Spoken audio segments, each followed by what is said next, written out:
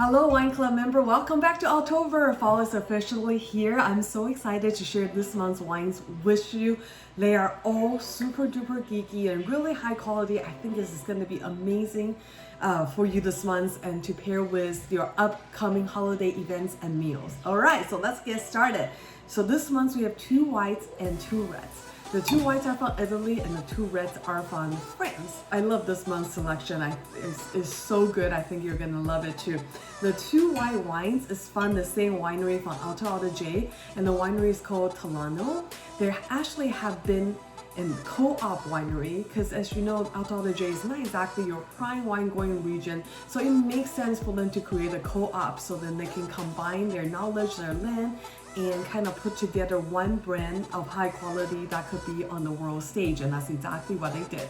The co-op was founded in 1983 and currently they have over 143 gore producers and they have over 190 hectares under vine, creating about 70% of white wines and 30% of red, all from the Alto Adige region. And this month I selected 2 very common wine grades from their production, but I think you're going to feel very differently about these 2 grape varietal after you try theirs. So the first one is a Pinot Grigio. So who hasn't had a Pinot Grigio before, right? I am here to kind of change your perception of what you think Pinot Grigio should taste at, or the stigma that Pinot Grigio are supposed to be this cheap, easy drinking, boring wine varietal. That is not the case at all. Just FYI, this bottle actually got 93 points by James Suckling, which I know for Pinot Grigio to get 93 points is unheard of. So just so you know, it is a very high praise. So I actually have been live tasting for all 4 of this bottle, and there will be quick Thursday video coming out for all 4 of them. So I'll make sure to attach the link. So if you want to get in depth and kind of see what I taste as I'm tasting through them with me, I'll be more than happy to do that. And just so you know, this Pinot Grigio is so much more complex and there's so much more depth compared to what you think of as a cheapy little Pinot Grigio that most people think of when they're drinking them. And this is a great wine that you can serve to go with your hors d'oeuvres, especially if you're doing a charcuterie board, something that's almost borderline on work better with red wine, but you don't necessarily want to start with a red. This will be a white wine that do have enough nuances and complexity that will be able to handle a charcuterie meat and cheese board for you to begin with. And the other cool thing I do wanted to talk about this producer in general, these 2 are from 2 different lines. I have quite a few different lines, a lot of different grape varietals.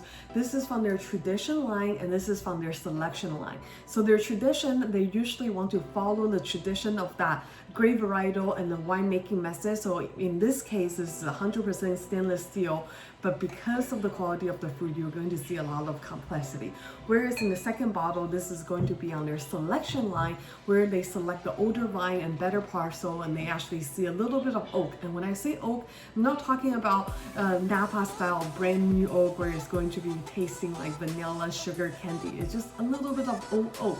And once you put it in your mouth, you'll know exactly what I'm talking about. It rounds out the wine, it creates more body and weightiness on the palate, but you're not necessarily gonna get a really super buttery, oaky, spicy notes. So that is, I think, a really great touch on their selection wine, especially in this bottle, and that's why I recommend them to you. But however, if you do end up falling in love with their wine, I also highly recommend trying their rarity release. So once in a while, they will release their older white wine. So we're talking about 10 plus years old from their very selective vintage and selective vineyard. The point of that is they really want to showcase how well their white wine can age, because a lot of the time people think of Alto Adige, and a lot of the time people think of white wine in a whole as in something you can't age at all, which is not true.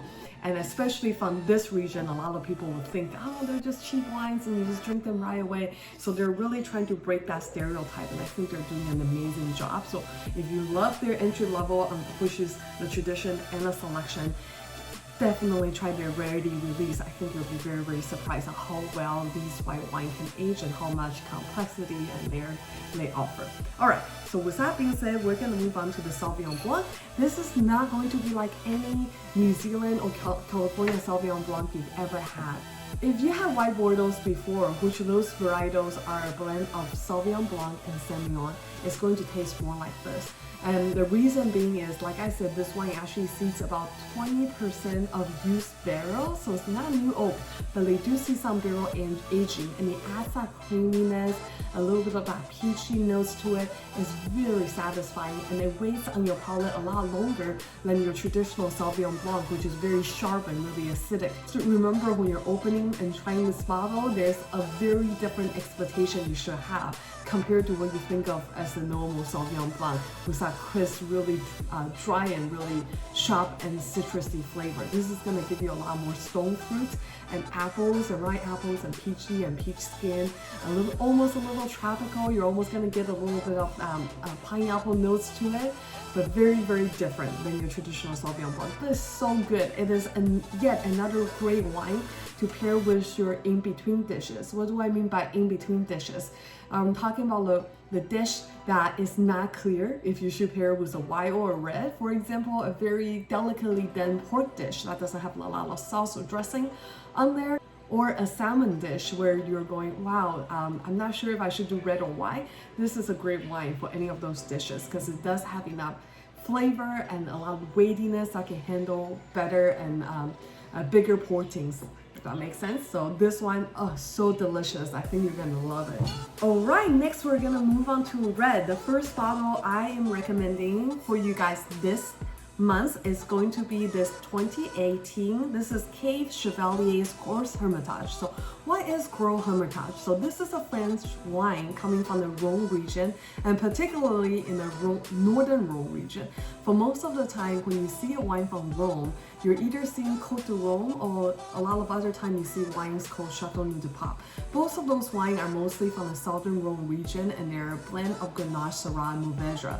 Whereas in the northern Rhone, although from the same region, they're more heavily leaning towards Syrah, and they have very different growing conditions, soil type, and temperature, and all that good stuff. But they only make, so Rhone is a pretty big region, but 90% of the wines are coming from southern Rhone. So you don't see a lot of northern Rhone wines, such as the Gros Hermitage I'm holding up here. But it's very different. There's a small, very loyal cult following, including myself, who are a huge Rhone wine fan. They taste very different. So if you had Syrah before, most of the time they're coming from Australia and from California. And those Syrah tend to be very fruity and really fruit forward, and you get some good red fruit. Whereas in the northern Rhone Syrah, you're going to get a lot of earthy notes to it, a little bit of that spicy black pepper notes, and almost, if you smell into it, it almost smells like leather and barnyard, so it feels like you're at a barn. It's got a lot of that earthy notes to it, which I absolutely love. But it is something that some people might not always like, but guess what?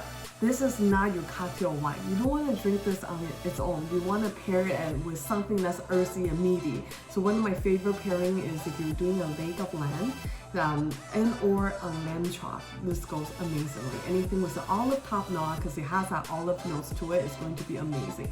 But just so you know, this producer originally they were a co-op, so they're the different story where they're moving backward into a family-owned, which I absolutely think it makes sense here as well, because this is because their parcel has a lot of different elements to it, so they're labeling and bottling them all separately. So this is from their one single parcel.